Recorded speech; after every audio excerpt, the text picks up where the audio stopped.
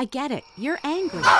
The oil companies lied to us for years to line their pockets. Our leaders talk tough and act weak, telling us to recycle more, as if that's going to make a difference. Blah, blah, blah, blah, blah, blah. You recycle? Great. Drink through paper straws and join protests? Go you. But all your anger at politicians and big oil, it's ignoring a major polluter.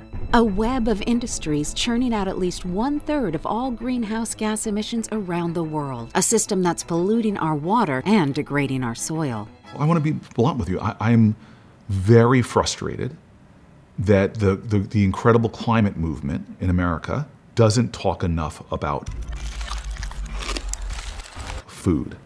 Yeah, it's our food system. And a big part of that is agriculture, the industry that farms your food. And in the United States, it's a significant polluter. Annual emissions, about the same as 143 million cars. Annual profits, about $116 billion. Environmental regulation, very little. So keep being angry about power plants and planes and plastic straws, but you're missing a huge piece of the story. You cannot solve the climate problem unless you fix the American and global food systems. It's time to tell that story, and it begins on a farm. American farming. Young, honest, hard-working families at one with nature, bringing forth plentiful bounty using ancient techniques. It's hard to imagine this being bad for the planet. It's time to ditch your view of the farm. During the last 100 years, the number of farms has plummeted, but their size has soared. Today, much of your food is produced on a small number of very large farms. They look like this, and this. It's really hard to call many of these places farms. Yeah, if anything, they're much more akin to a factory than they are to anything like a farm. Meet Peter Lehner. He's an attorney with an unusual client. Yes, I'm a lawyer and my client is Planet Earth. We could go on for hours about all the harmful ways industrial farming is turning up Planet Earth's thermostat, but there are 3 consequences you really should know about. First, plowing and tilling. That releases carbon dioxide from the soil, as if we needed any more of that floating about. Second, fertilizing the crops. That's a big source of nitrous oxide, a nasty greenhouse gas. And third, the cattle. More specifically, their burps, a major source of methane. Now, methane doesn't linger as long in the atmosphere as, say, CO2, but you should know it's potent stuff. A bullet doesn't last a long time, but it can have a big impact. It's not just their burps. Industrial farms have so many animals producing so much waste, they have to wash it into these ponds. That lake is a manure lagoon. Cue more methane. Oh, and this manure sometimes seeps into nearby streams and rivers. Toledo's water supply contaminated because of this algae bloom in Lake Erie, caused by runoff from farms and livestock pens. Putting poop into our drinking water. I don't know if you want to say that, but that's what it's doing. Now, humans have been farming for millennia, but never at such an industrial scale. You probably don't live near a farm, and maybe you've never been on one. But from up here, it's clear America basically is a farm. Agriculture uses much of the country's land and a lot of its water. And in some places, it's still expanding. In 2019 alone, another 2.6 million acres of North American grassland became farmland. Acres of land that were once storing greenhouse gases are now pumping them out. Industrial agriculture today is one of the largest sources of water pollution in the U.S., one of the largest sources of air pollution, one of the largest sources of greenhouse gas pollution. And get this, the 5 biggest meat and dairy producers in the world together produce more emissions than ExxonMobil, Shell, or BP. And if all the cattle in the world were a country, it would be the 2nd biggest greenhouse gas polluter after China. The stakes couldn't be higher. Wait, did someone say steak? Given all this, why aren't we angry about the agriculture industry in this country? Why, when we think of climate change, do we think of big oil, not big ag, Exxon and not Tyson? Well, don't beat yourself up. A lot of people have spent a long time, not to mention a huge amount of money, to hide the environmental harm of industrial farming. It's time you met the Big Ag Lobby, one of the most powerful influences on policy in America. Just how powerful? Well, how many vegans do you know? This is Jennifer Jacquet. She's been investigating the Ag Lobby. Along with Peter, she's going to pry open the lid for us on how the lobby works. And now our story moves from a farm to a hill. You don't have to walk far around Washington, D.C. to find a group lobbying for Big Ag. There are loads of organizations, all of them within a taxi ride of Congress. But if you remember just one, make it the American Farm Bureau Federation. They are a force to be reckoned with. Run these days by this guy, Zippy Duvall, a man with friends in high places. Where's Zippy? Zippy. Hi, Zippy. What a good name. Now, some argue lobbying is an important part of the democratic process. But when we started digging into the Big Ag Lobby, we discovered it's basically the most powerful lobby on Capitol Hill. They're phenomenally powerful.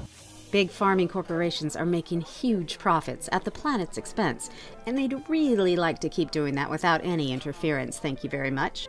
So the Big Ag Lobby has one key aim: block environmental regulation. The 10 largest meat and dairy companies, they are all actively working against regulations in one way or another. The lobby will fight anything, whether it's access to grazing land, climate legislation, that potentially will increase costs.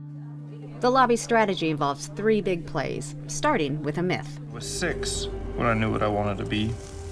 This slick film, produced by a lobbying group called U.S. Farmers and Ranchers in Action, shows just how they want you to think about farmers. That's what you'll see on the side of your milk carton. It's the bucolic family farm.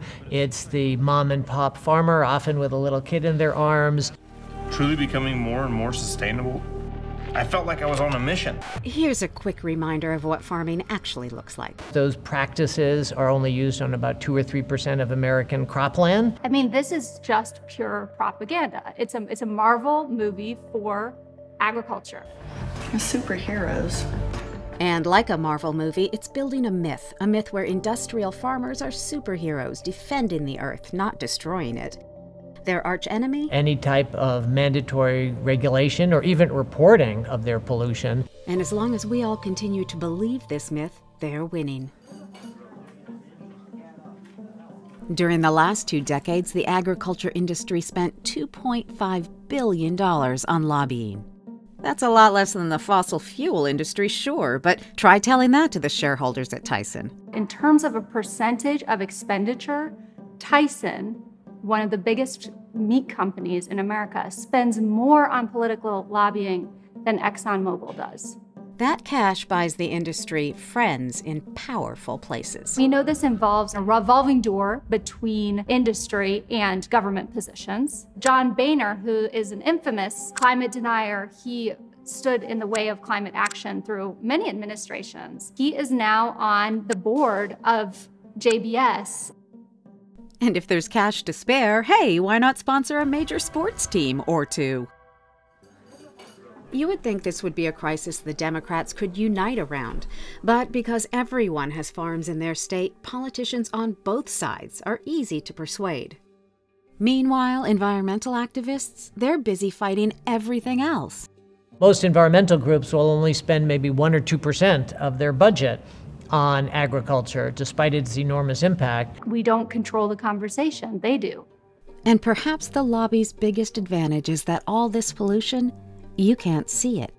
It's pretty easy to measure what's coming off of a factory. You've got smokestacks, you've got specific discharge pipes, but it's hard to put a gizmo to measure what's coming off of millions of acres of fields. All these factors give the Big Ag Lobby an easy ride, but make no mistake. The PR firms are excellent. The lawyers are excellent. I absolutely envy how good these lobbyists are at their job. It's outrageous what the Big Ag Lobby has gotten away with. Here are some big wins. Any suggestion that methane emissions should be regulated are quickly branded a Cow tax. a catchy rallying cry that politicians and commentators can parrot. Cow tax. Cow taxes. Cow taxes. That flips a smart green idea into something that sounds absurd and won't pass.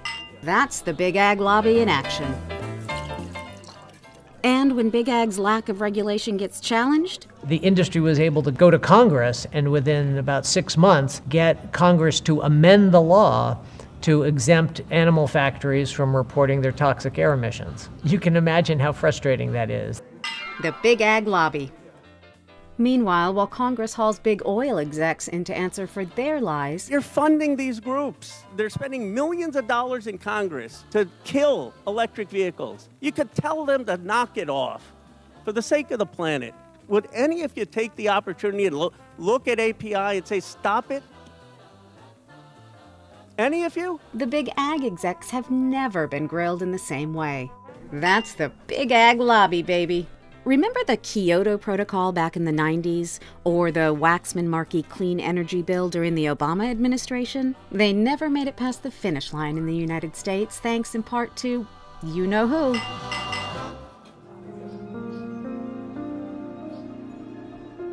And how about this? Sustainability is everything to a farmer because we want our farms to live on for other generations. After years of denying climate change, the American Farm Bureau Federation didn't really recognize the reality of human-induced climate change until a couple years ago. And downplaying farming's role in it. Are we really causing climate change? The science doesn't back up pointing to U.S. cattle as a major driver of increasing methane. Big Ag is now rebranding itself as the solution to global warming. Sustainability is a buzzword today. But truth be known, farmers and ranchers have been working on sustainability from the beginning. Since the beginning of when? Last week? Seriously, that is some manure lagoon-sized BS. Oh, wait, there's more. JBS, the largest meat company in the world, took out a full-page ad in the New York Times committing to net zero. But don't be fooled. Meanwhile, they're also funding trade organizations, Republican congressmen, they're fighting bills, but they're doing it through these third parties so that they don't have to take the hit reputationally. As if this about turn isn't outrageous enough. Get this. But we're going to take the lead. We're going to be part of that solution. We're going to make sure that we're at the table. Big Ag now says it wants farming to be more sustainable, but on two conditions. First, it's insisting that measures be voluntary, and second, that farming corporations get paid by us to go green. They want to get paid to clean up their mess. It's like oil companies demanding billions of dollars to clean up after a spill. Man, this lobby is incredible. What do we do about it? I want to just interrupt. I think that what I need to go to is a caucus meeting, and as much as I'm dying to hear my colleague and friend Chuck Schumer speak, this is more important. Senator Cory Booker is a member of the Senate's Agriculture Committee, and he's one of the few elected officials who have taken on the Big Ag lobby. I've been here 8 years.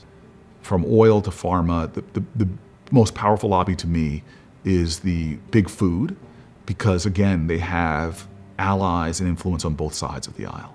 We also need to take the worst offenders who are releasing extraordinary amounts of methane, who are ruining our rivers and lakes and streams, who are offsetting all of these collateral consequences to us and keeping all the profits for themselves. There must be regulation, and we need to take these big multinational factory farms and stop them, put a moratorium on their growth, and eventually phase them out. Will Big Ag ever get regulated? One day soon, it will have to change its ways. The historic drought across the West is already impacting the agricultural industry. Some farmers say they're having to walk away from fields of crops just to get through this dry year. High water has delayed planting for many growers who can't afford to miss out on a good crop this season. The rain has washed away parts of his fields. In their greed, they've created a self-defeating feedback loop that's harming us all. We are past a national emergency.